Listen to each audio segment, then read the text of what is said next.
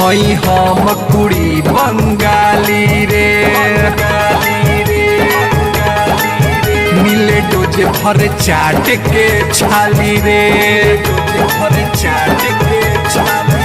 हई हम कुड़ी बंगाली रे मिले डोज भर चाट के छाली रे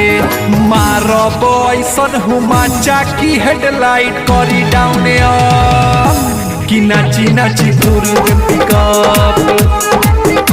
कि नाची नाची तुर देम पिकअप मारब ऐसन हुमाचा की हेडलाइट करी डाउन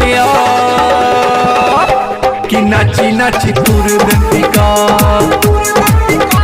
कि नाची नाची तुर देम पिकअप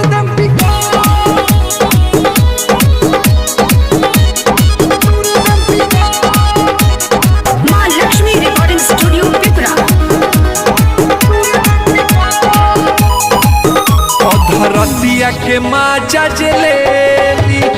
भोरा वाले नहीं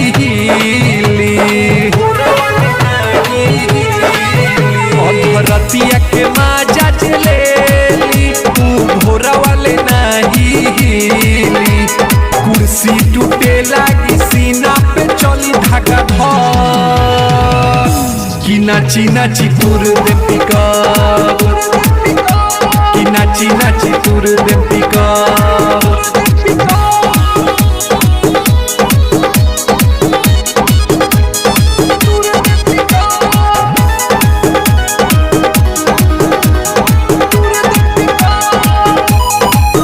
संजीत रविंदर जी आई नाची कमर से कमर सटाई नाची कमर से कमर सटाई संजीत रविंदर जी आई नाची कमर से कमर सटाई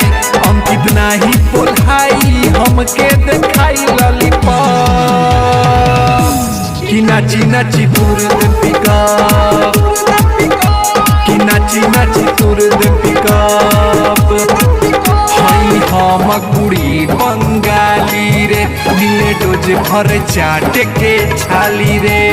मारब ऐसन हुमाचा की हेडलाइट करी डाउन कि नाची नाची तुर दे पिकअप कि नाची नाची तुर दे पिकअप मारब ऐसन हुमाचा की हेडलाइट करी डाउन कि नाची नाची तुर दे पिकअप कि नाची नाची तुर दे पिकअप। माँ लक्ष्मी रिकॉर्डिंग स्टूडियो पिपरा।